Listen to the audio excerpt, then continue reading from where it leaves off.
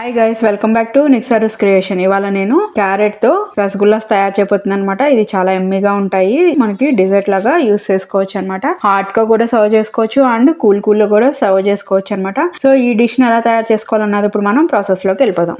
దానికోసం నేను ఒక 1/4 కిలో క్యారెట్ అయితే తీసుకున్నాను అనమాట. తీసుకుని అవి నీట్ గా పీల్ చేసేసుకుని ఈ విధంగా ముక్కలుగా అయితే కట్ చేసేసుకున్నాను.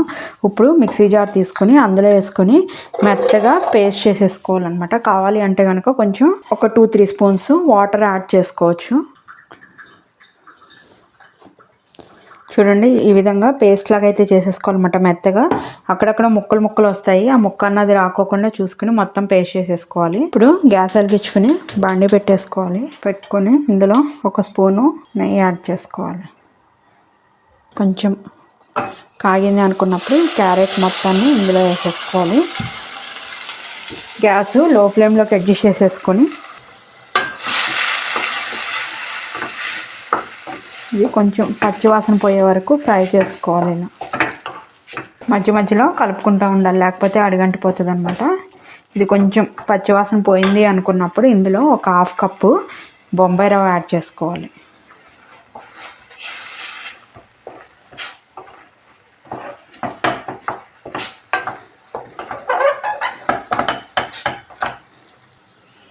ఒక 1/2 కప్పు మిల్క్ యాడ్ చేసుకోవాలి.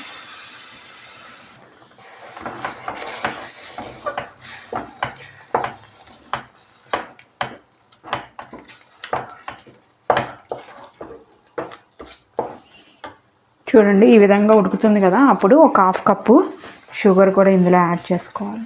ఒక 1/2 స్పూను యాలకుల పొడి ఫ్లేవర్ కోసం.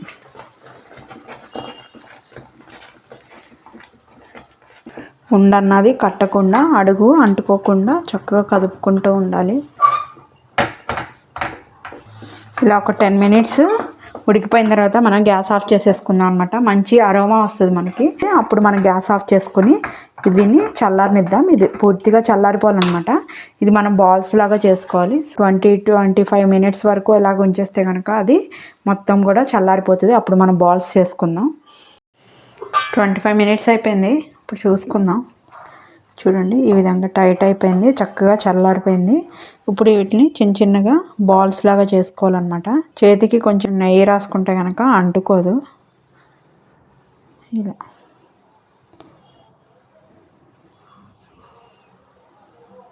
ఇలా ఒక ప్లేట్లో పెట్టేసుకోవాలి. ఇవన్నీ కూడా ఉండల్లాగా చేసుకొని సర్కిల్స్ చేసుకోవటం అయిపోయిందనమాట.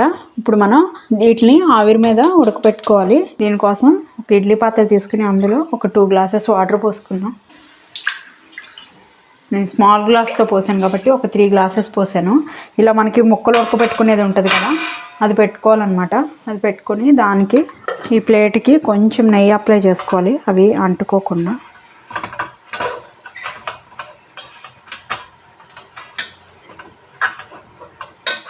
మనం చేసుకున్న ఇవి ఉన్నాయి కదా బాల్స్, ఇవన్నీ కూడా ఇందులో పెట్టుకొని ఆవిరి మీద ఒక 15 మినిట్స్ వీటిని ఉడకపెట్టుకోవాలన్నమాట.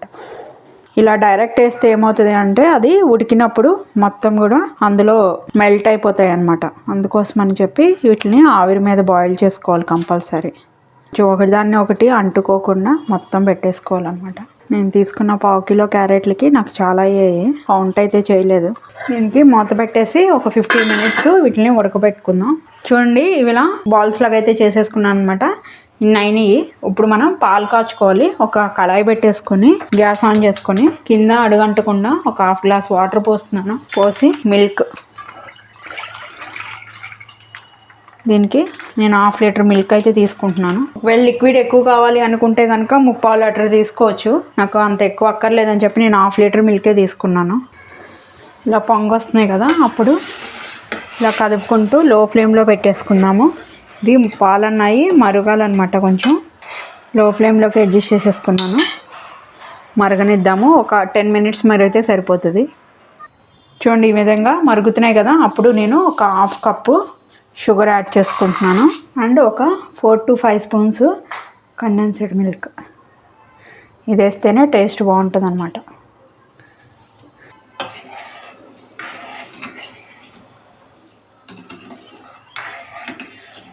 మళ్ళీ పాలన్నవి మరగాలన్నమాట.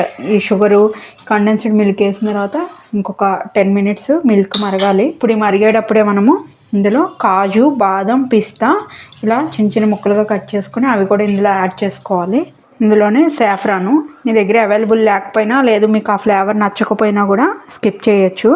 కానీ రసగుల్లాలో ఇవి వేస్తేనే మనకి అది కలరు వస్తుంది మిల్క్ అండ్ టేస్ట్ కూడా వస్తుంది అనమాట. సో నేనైతే ఒక 10 రేకుల పైనే యాడ్ చేసుకున్నాను అనమాట. ఈ క్వాంటిటీకి వేసి మళ్ళీ మరగనివ్వాలి మిల్క్ని. చూడండి ఈ విధంగా అంతా కూడా ఈ విధంగా చిక్కగా ఇంత అయిపోయాలన్నమాట. ఇప్పుడు గ్యాస్ ఆఫ్ చేసేసుకుందాం. ఇది చల్లారిన తర్వాత మీకు సర్వింగ్ ప్లేట్లో తీసి చూపిస్తాను. ఇది చల్లారిపోయిందనమాట. ఇప్పుడు మనం తయారు చేసుకున్న ఇవి ఉన్నాయి కదా బాల్స్ లాగా రసగుల్లలు, అవన్నీ కూడా ఈ మిల్క్లో యాడ్ చేసుకోవాలి. మీరు మిల్క్ తక్కువ ఉంది అని అనుకోకండి, సరిపోతుంది.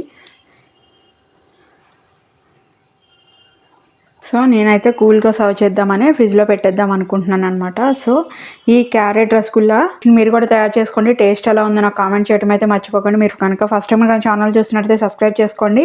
ఇలాంటి మరికొత్త డిషెస్ కోసం బెల్ బటన్ ప్రెస్ చేయడం అయితే మర్చిపోకండి. ఈ వీడియోని మీ ఫ్రెండ్స్ అండ్ ఫ్యామిలీ మెంబర్స్కి కూడా షేర్ చేయండి. Thank you guys.